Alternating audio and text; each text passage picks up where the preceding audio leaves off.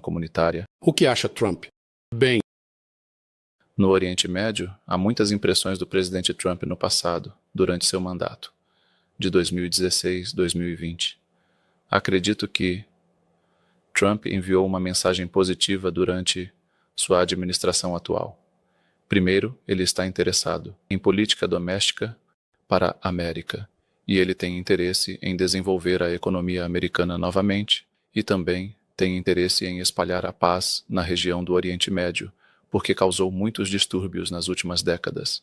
Então, vejo que esta é uma boa introdução do presidente Trump e um começo correto na visão sobre o Oriente Médio e a futura política americana na região. Estou otimista de que, com essas ideias que o presidente Trump apresenta em sua plataforma eleitoral, se tornarem uma realidade prática, ele será o homem que conseguirá alcançar uma parte significativa da paz no mundo, especialmente na minha perspectiva, para acabar com a guerra entre os russos e os tiros ucranianos. Duas coisas que parecem ser muito sérias sobre Donald Trump. A primeira é que ele parece estar falando sobre a limpeza étnica de Gaza. Ele está falando sobre mover os palestinos para o Egito e a Jordânia. E então a segunda é a questão das sanções contra a Síria. Quais são suas opiniões sobre essas duas coisas? Eu acredito que não há força que possa obrigar as pessoas a deixar suas terras. Isso falhou em todas as tentativas anteriores de muitos países que tentaram fazer isso, especialmente durante a última guerra em Gaza. Ao longo de 1 ano e meio, as pessoas suportaram o sofrimento, a morte e a destruição e não aceitaram sair de suas terras. E ao longo de 80 anos desse conflito, em todas as tentativas de expulsar pessoas de suas terras, quem sai se arrepende de ter ido embora. Então há uma lição palestina, que cada geração palestina aprendeu, que é se apegar à sua terra, e isso não é sábio, nem moral. A humanidade e a política até mesmo, Trump está liderando para expulsar os palestinos de suas terras, eu acho.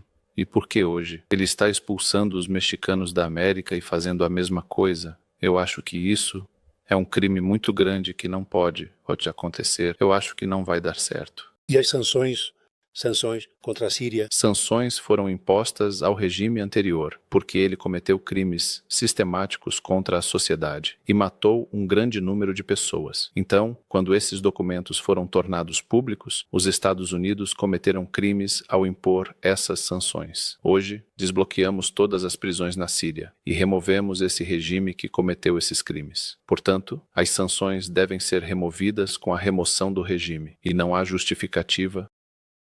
Lógico, manter sanções. Devemos dar atenção a este questionamento. O que você faz para tirar essas sanções? Qual é a sua tática para remover essas sanções? Por Deus, há um grande consenso internacional. Todos que visitaram Damasco no período passado ou conversaram conosco, concordam conosco sobre a necessidade de remover as sanções à Síria. Consequentemente, também há grandes desafios de segurança que a Síria enfrenta hoje. Um dos fatores para abordar diretamente esses desafios de segurança é desenvolver a economia do país. É nisso que estamos nos concentrando hoje, desenvolver a economia do país. Porque sem desenvolvimento não haverá estabilidade, e se não houver estabilidade, haverá ambiente, caos e violações futuras. Todos esses assuntos estão em caixa e devem ser abordados juntos. Presidente, qual país e seu modelo econômico mais lhe interessam? Singapura ou Malásia? Pode citar um país que você está estudando e o que aprendeu sobre a gestão econômica dele?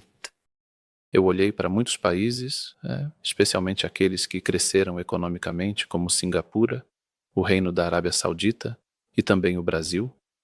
Durante o período, Ruanda também foi submetida a uma campanha muito grande e então mudou para um estado de desenvolvimento econômico. Mas acredito que cada país tem características relacionadas à natureza do país, à natureza do estágio pelo qual está passando e aos problemas pelos quais sofre. Devemos aproveitar essas grandes experiências que estão acontecendo no mundo, mas não devemos simplesmente copiá-las e aplicar as mesmas regras que eles seguiram na Síria. Em vez disso, devemos aprender com todas essas experiências e misturamos entre eles para chegar a algo que se adapte à situação síria. Alguma parte de você não se sente intimidada pela grandeza do desafio? O país está com a economia quebrada. A energia é difícil e o petróleo também. serviços públicos e desemprego, você tem um grande desafio. Não há uma parte de você que não pense. Queria que alguém mais estivesse fazendo isso. É verdade que herdamos um país cujo regime estava exausto e destruiu tudo antes de o tomarmos dele. Mas esse é o desafio que nós, como sírios, devemos enfrentar. Temos que reconstruir nosso país e não fugir dessa responsabilidade. É verdade que há muitos problemas, mas o senso comum diz que temos que dividir esses problemas e resolver cada um de uma forma diferente do outro e fazer desses problemas prioridades até que cheguemos ao fim e cresçamos. Nada é impossível. Apesar de todas essas dificuldades, nós, como sírios, somos capazes de nos levantar em nosso país e reconstruí-lo e torná-lo um pioneiro, em nível regional e internacional no futuro, se Deus quiser. Senhor presidente, um desafio é que muitas das pessoas dos antigos serviços de segurança, polícia e exército agora se foram. E isso me lembra um pouco a desbatificação no Iraque. Desbatificação no Iraque causou problemas, pois segurança, exército e inteligência se uniram à resistência contra o governo. Mesmo hoje em Damasco, muitos dos policiais são de Idlib. Primeiro, há uma grande diferença entre a realidade síria e a realidade iraquiana. Nós sempre a medimos, sempre há grandes diferenças. Primeiro, eu não dissolvi o exército sírio sem ter uma alternativa. Então criei uma alternativa que eu tinha, e ela tinha uma instituição existente, uma faculdade militar que formava oficiais e também tinha um grande número de oficiais desertores, que agora estão gradualmente retornando para se juntar ao atual Ministério da Defesa. Então o exército anterior, o exército do regime, não era como o iraquiano ou mesmo desintegrado e tinha muitas milícias, o Irã de um lado e a Rússia do outro. O exército foi desintegrado. E muitos jovens que estavam deixando a Síria estavam fugindo do exército para que não houvesse recrutamento obrigatório. Então, o exército não tem muito significado nas almas dos sírios. Hoje, eu não impus o recrutamento obrigatório na Síria, mas disse que seria voluntário, e milhares de pessoas estão se juntando ao novo exército sírio. É verdade que há muitos problemas, mas o senso comum diz que temos que dividir esses problemas e resolver cada um de uma forma diferente do outro e fazer desses problemas prioridades até que cheguemos ao fim e cresçamos. Nada é impossível. Apesar de todas essas dificuldades, nós, como sírios, somos capazes de nos levantar em nosso país e reconstruí-lo e torná-lo um pioneiro, em nível regional e internacional no futuro, se Deus quiser. Senhor presidente, um desafio é que muitas das pessoas dos antigos serviços de segurança, polícia e exército agora se foram. E isso me lembra um pouco a desbatificação no Iraque.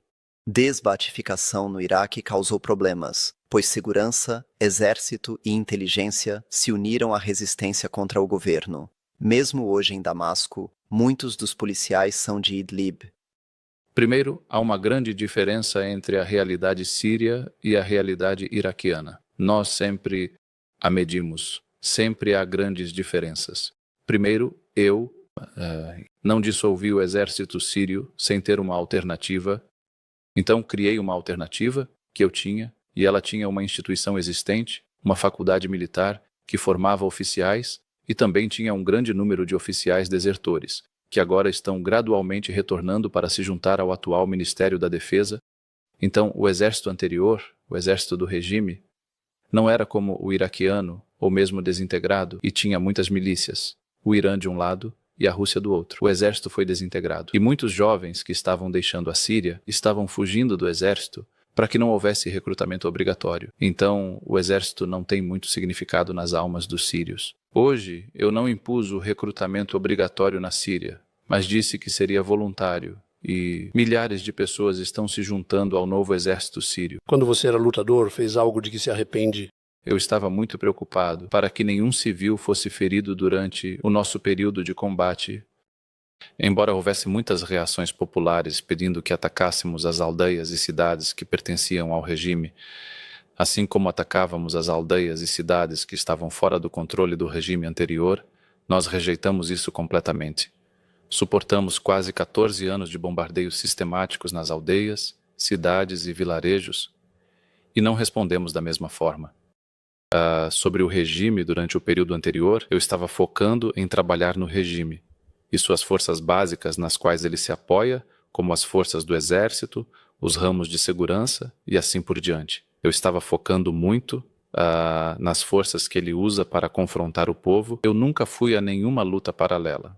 Talvez uma pessoa cometa muitos erros e corrija esses erros. É muito importante para uma pessoa estar em paz consigo mesma e em cada estágio rever todo o trabalho que faz e descobrir alguns erros em si mesma. O importante é não repetir esses erros.